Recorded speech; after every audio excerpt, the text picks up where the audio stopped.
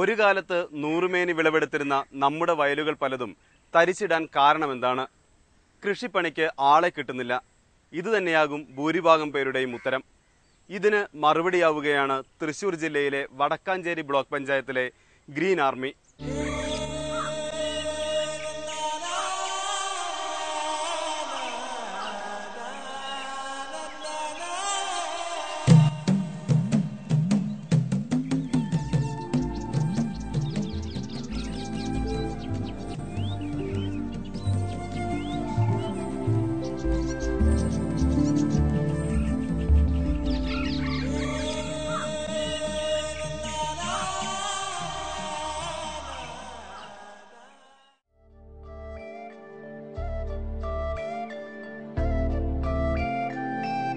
കൃഷിയിടം സമരഭൂമിയാണെന്ന ബോധ്യം, തരിശിടലും വയൽ നികത്തലും അവസാനിപ്പിക്കുവാൻ കൃഷി തന്നെയാണ് ജീവിത സമരം എന്ന തിരിച്ചറിവ്, വിഷമില്ലാത്ത ആഹാരം ജീവിതാവകാശമാണെന്ന മുദ്രാവാക്യം, തൊഴിലും ഭക്ഷ്യസുരക്ഷയും വെറും വാചക കസർത്തല്ല എന്ന് പ്രവൃത്തിയിലൂടെ അടയാളപ്പെടുത്തിയ ഇച്ഛാശക്തിയും കരുത്തും. രാജ്യത്തെ മികച്ച മാതൃകയായി ഇത് ഒരു കാർഷിക സേന. ഒരു നാടിന്റെ നിരാശകളെയും ദുരിതങ്ങളെയും രാഷ്ട്രീയ ഇച്ഛാശക്തിയോടെ നേരിട്ടതിന്റെ അനുഭവ കഥയാണ് ഗ്രീൻ ആർമിയുടെ തുടക്കവും തുടർച്ചയും. തൃശൂർ വടക്കാഞ്ചേരി നിവാസികളുടെ പ്രധാന ഉപജീവന മാർഗം കൃഷി തന്നെയായിരുന്നു. എന്നാൽ കൃഷി ലാഭകരമല്ലാതാകാൻ തുടങ്ങിയ കാലത്ത് നെൽവയലുകൾ തരിശാകാൻ തുടങ്ങി. ആയിരക്കണക്കിന് വരുന്ന ക്ഷീര കർഷകരെയും ഇത് പ്രതിസന്ധിയിലാക്കി. ചെറുകിട കച്ചവടക്കാരെയും സാമ്പത്തിക മുരടിപ്പ് ബാധിച്ചു. നെൽവയലുകൾ വീണ്ടെടുക്കുക മാത്രമേ നിവൃത്തിയുള്ളൂ എന്ന് തിരിച്ചറിഞ്ഞ ബ്ലോക്ക് പഞ്ചായത്തിന്റെ ദീർഘവീക്ഷണമാണ് ഗ്രീൻ ആർമി എന്ന കാർഷിക തൊഴിൽ സേനയുടെ തുടക്കം.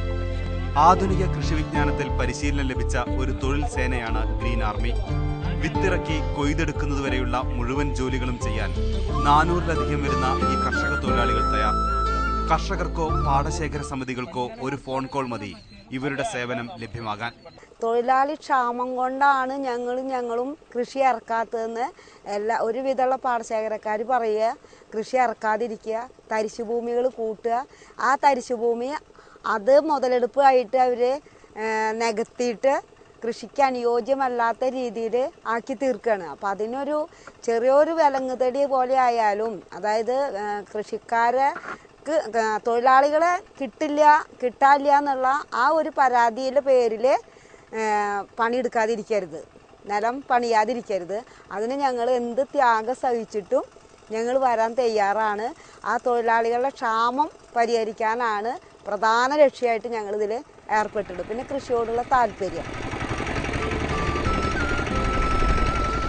കൃഷിയോളം മാന്യമായ തൊഴിൽ മറ്റൊന്നില്ല എന്ന ആത്മവിശ്വാസം പുതുതലമുറയ്ക്ക് ബോധ്യപ്പെടുത്തുകയായിരുന്നു ആദ്യ ചുവട്. ഇതിന് പഴയ തലമുറയുടെ കാർഷികാനുഭവങ്ങളും ആത്മസമർപ്പണവും പിന്തുണയായി.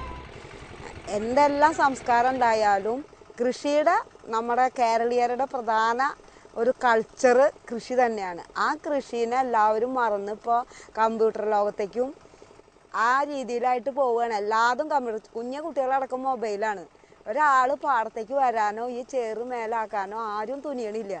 ഞങ്ങൾ കുറച്ച് ആൾക്കാർ എന്തായാലും ചേറ് മേത്തായതുകൊണ്ട് ഒരു കുഴപ്പമില്ല. ഇപ്പോൾ പ്രകൃതി ചികിത്സയിൽ തന്നെ എന്താ മണ്ണ് വാരി പൊത്തണ്.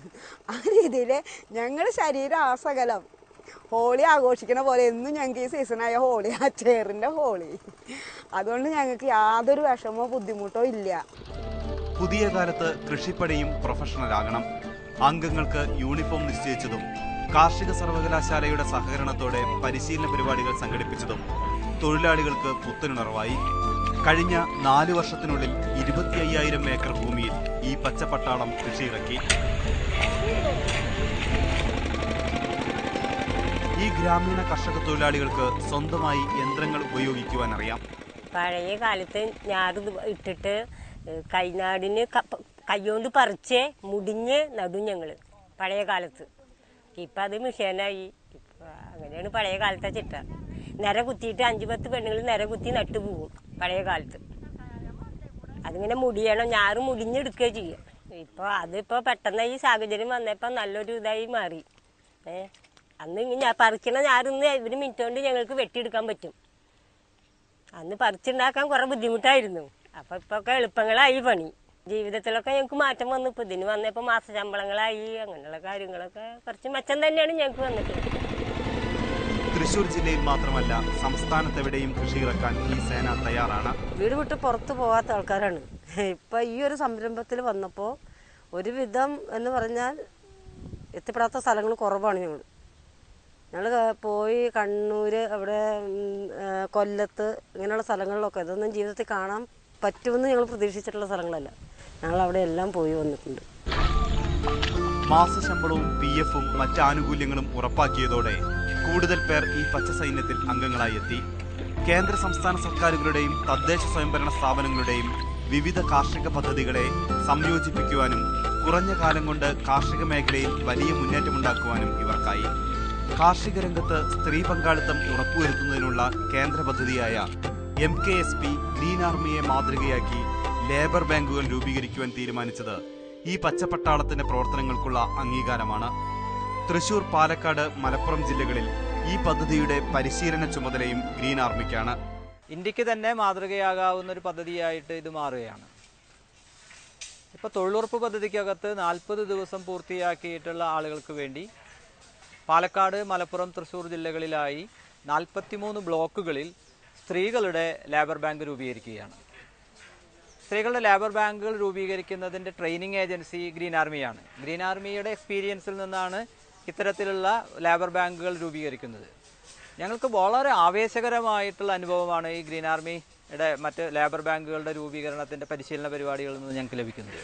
ഗ്രീൻ ആർമിയിൽ അംഗങ്ങളാകാൻ നിരവധി പേർ രംഗത്തെത്തുന്നുണ്ട്. പുതിയ ആളുകൾ ആർമിയിൽ അംഗങ്ങളായിട്ട് 2 തരത്തിൽ വരുന്നുണ്ട്. ഒന്ന്, അവർ വരുമാനം, അവരുടെ ഒരു സുരക്ഷ നോക്കിയിട്ടും, രണ്ടാമത് ഈ മേഖലയിൽ പണിയെടുക്കാനുള്ള താല്പര്യം കൊണ്ട് വരുന്ന ആൾക്കാരുണ്ട്. അപ്പോൾ അങ്ങനെ 2 തരത്തിലെ ആൾക്കാരെയും നമ്മൾ, പക്ഷേ അവരുടെ കാഴ്ചപ്പാടിൽ മാറ്റം വരുത്താനും നമ്മുടെ പരിപാടികളിലും നമ്മുടെ ആൾക്കാർ ഇതിനെക്കുറിച്ച് കൂടുതൽ ചർച്ച ചെയ്യുമ്പോൾ അവരുടെ കാഴ്ചപ്പാടിൽ മാറ്റം വരുത്താനും നമുക്ക് സാധിക്കുന്നുണ്ട്. കഴിഞ്ഞ 4 വർഷത്തിനിടെ വടക്കാഞ്ചേരി മേഖലയിൽ 11,000 ടൺ നെല്ല് കൂടുതൽ ഉൽപ്പാദിപ്പിക്കുവാൻ ഈ ഹരിതസേനയ്ക്കായി. ഇത് സംസ്ഥാന ശരാശരിയേക്കാൾ കൂടുതലാണ്. മാത്രമല്ല, വളരെ പെട്ടെന്ന് തന്നെ തരിശുരഹിത ബ്ലോക്ക് പഞ്ചായത്ത് എന്ന ബഹുമതിയും വടക്കാഞ്ചേരിക്ക് സ്വന്തമായി.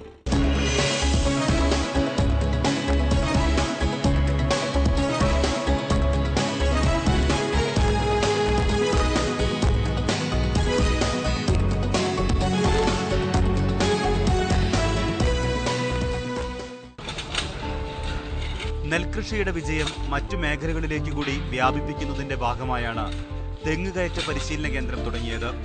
നാളികേര വികസന ബോർഡിന്റെ സഹായത്തോടെ സൗജന്യമായാണ് പരിശീലനം. തെങ്ങ് കൃഷിയെക്കുറിച്ചുള്ള സമഗ്ര പരിശീലനമാണ് ഇവിടെ നടക്കുന്നത്. ബിടെക് കഴിഞ്ഞ ആളുകൾ വന്നിട്ടുണ്ട്, വിവിധ ഡിഗ്രികൾ കഴിഞ്ഞിട്ടുള്ള ആളുകൾ. പുതിയ തലമുറയിൽ നിന്നുള്ള ഒരു വലിയ ആവേശപൂർവമായ ഒരു ഇടപെടൽ ഞങ്ങൾ ഈ പരിശീലന കേന്ദ്രങ്ങളിൽ കാണുന്നുണ്ട്.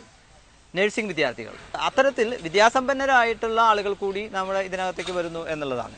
1500ഓളം പേർ ഇവിടെ പരിശീലനം നേടിക്കഴിഞ്ഞു. പരിശീലനത്തിനെത്തുന്നവർക്ക് സൗജന്യമായി തെങ്ങ് കയറ്റത്തിനുള്ള യന്ത്രവും വിതരണം ചെയ്യുന്നുണ്ട്.